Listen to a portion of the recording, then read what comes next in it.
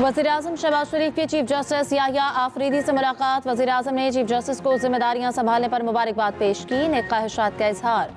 मुल्क की मुआशी सूरत हाल, मुआशी और सिक्योरिटी चैलेंजेस पर भी गुफ्तगू।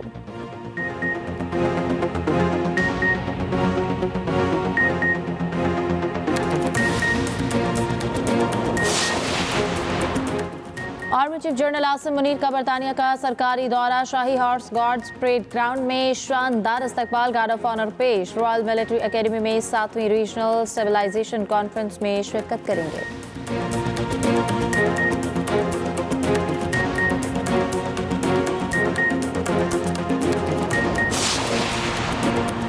321 रन के हदफ की ताकुब में पाकिस्तान की सुस्त बैटिंग। फखर जमान ओपनिंग नहीं कर सके, 22 रन पर 2 विकेटें गिर गईं। स्लो ओवर रेट पर पाकिस्तानी टीम पर फील्डिंग पेनल्टी, मैच फीस में कटौती का भी इम्कान।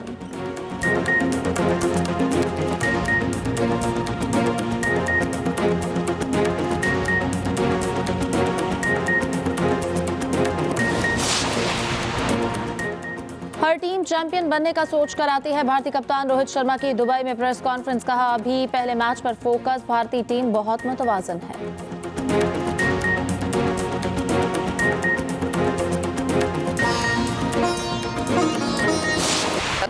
तरक्याती काम नून लीग के दौर में हुए, बाकियों ने सिर्फ दंगा फसाद किया। इंतहा पसंदी और बदतमीजी का कल्चर किसने मुतारिफ कराया? कौन है जिसने पाकिस्तान में फितना फसाद की सियासत का आगाज किया?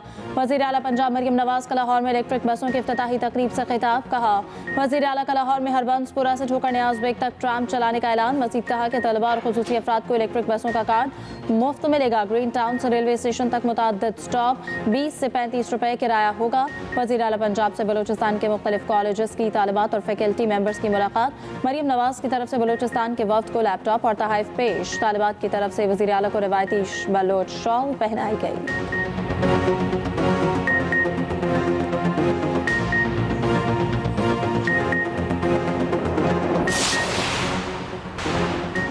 Army chief general Asim Munir का बरतानिया का सरकारी दौरा। रॉयल मिलिट्री एकेडमी में 7वीं रीजनल स्टेबलाइजेशन कॉन्फ्रेंस में शिरकत करेंगे। आर्मी चीफ कॉन्फ्रेंस में उभरता हुआ आलमी निज़ाम और पाकिस्तान का मुस्तकबिल के मौजू पर कलीदी खिताब करेंगे। ISPR के मुताबिक आर्मी चीफ का शाही हॉर्स गार्ड्स परेड ग्राउंड में शानदार इस्तकबाल, गार्ड ऑफ ऑनर पेश किया गया।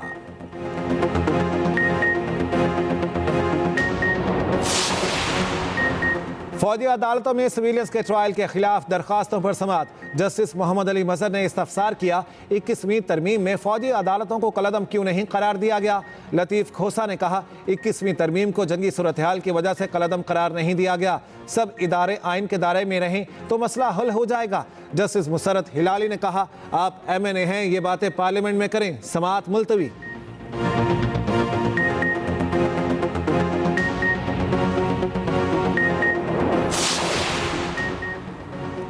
बलोचिस्तान में दुश्मनों का एक और बुज़दिलाना बार खान में 7 मुसाफिरों को बस से उतार कर कत्ल कर दिया। वाक़या रड़कन के इलाके में कौमी शाहराह पर पेश आया। बस कोयटा से फैसलाबाद जा रही थी। सदर और वज़ीर आज़म पाकिस्तान का साहना बार खान की शदीद मज़म्मत। मुलविस अनासिर को जल्द कैफरे किरदार तक पहुँचाने के अज़म का इजहार।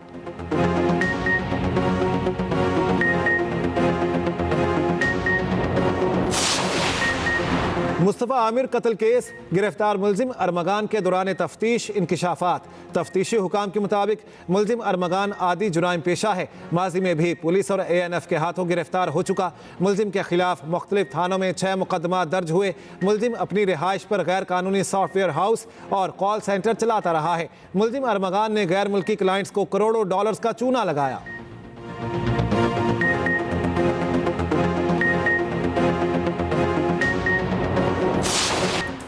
नायब वज़ीर आज़म इसहाक डार की न्यूयॉर्क में सऊदी नायब वज़ीर ख़ारिजा से मुलाकात। सिक्योरिटी और मुआशी ताल्लुकात मज़ीद मजबूत बनाने के अज़म का इजहार। फ्री कैन ने इत्तेफाक किया कि गज़ा में इंसानी इमदाद की रसाई में कोई रुकावट नहीं होनी चाहिए।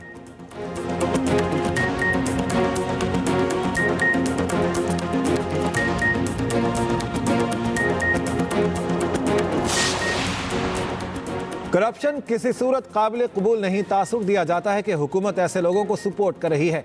वज़ीर आला सिंध मुराद अली शाह की सहवन में मीडिया से गुफ्तगू। कहा, सहवन का रोड NHA ने बनाना था जो अभी तक मुकम्मल नहीं हुआ। चाहते हैं सहवन में भी आलमी मैचेस हों मगर वसाइल महदूद हैं।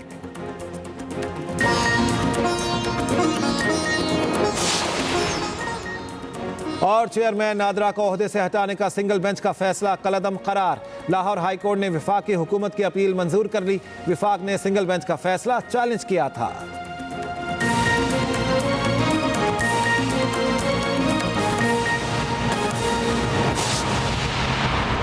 अहम खबर आपको देते हैं। कराची पोर्ट पर जमीन की अलॉटमेंट का मेगा स्कैंडल मंजरेआम पर आ गया। सेनेट की कायमा कमेटी बराए मैरीटाइम के इजलास में चेयरमैन कमेटी फैसल वावडा का बड़ा इंकिशाफ सामने आया है। फैसल वावडा ने कहा कराची पोर्ट की 40 अरब की सरकारी कीमत की जमीन 5 अरब में दी गई। इसी बारे में मजीद जान लेते हैं। हमारे साथ मौजूद हैं वकास अहमद। वकास अहमद, बताएगा इस बारे में क्या इंकिशाफ सामने आया है, क्या स्कैंडल है ये?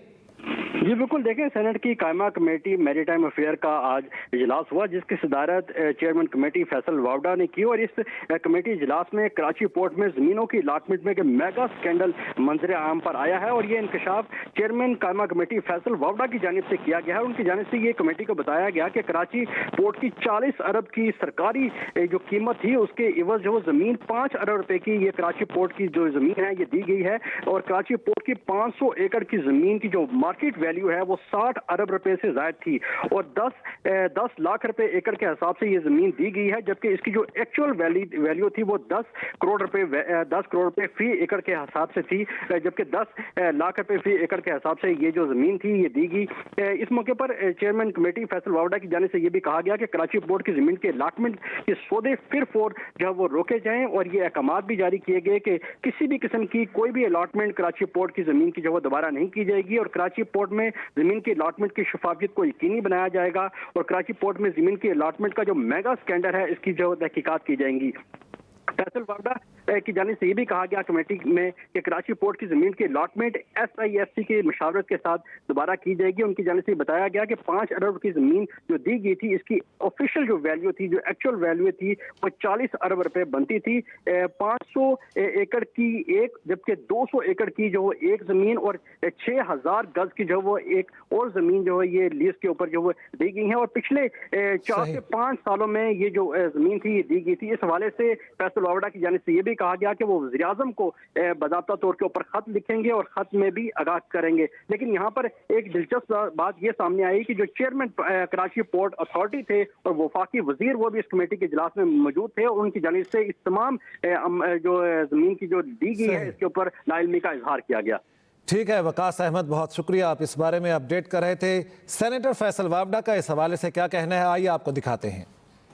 10 लाख रुपए एकड़ कोर्ट की एम्बिट के बीच में लगाकर जिसकी कीमत है 8 से 10 करोड़ रुपए एकड़ की जमीन को 10 लाख रुपए एकड़ में दे दिया, वो भी डेफर्ड पेमेंट में, उधार में 3-4 साल और 10 साल से कहानी चल रही है। 60 अरब ये बचा दिए, 200 अरब मिला, 200 एकड़ और मिला लें तो ये 60-70 अरब रुपए मैंने आज कौम के बचा के उनको दे दिए। और आपने देखा कि किसी को कुछ नहीं पता। मेरे पास तो मेरे कागज पूरे हैं। आज के बाद कोई भी लैंड ट्रांजैक्शन अगर होगी तो सिर्फ इंटरनेशनली होगी, डॉलर्स में होगी। और ये वजारत जो है वो आपका पूरा लोन पे ऑफ कर सकती है पाकिस्तान का, इसमें इतना दम ख़ाम है।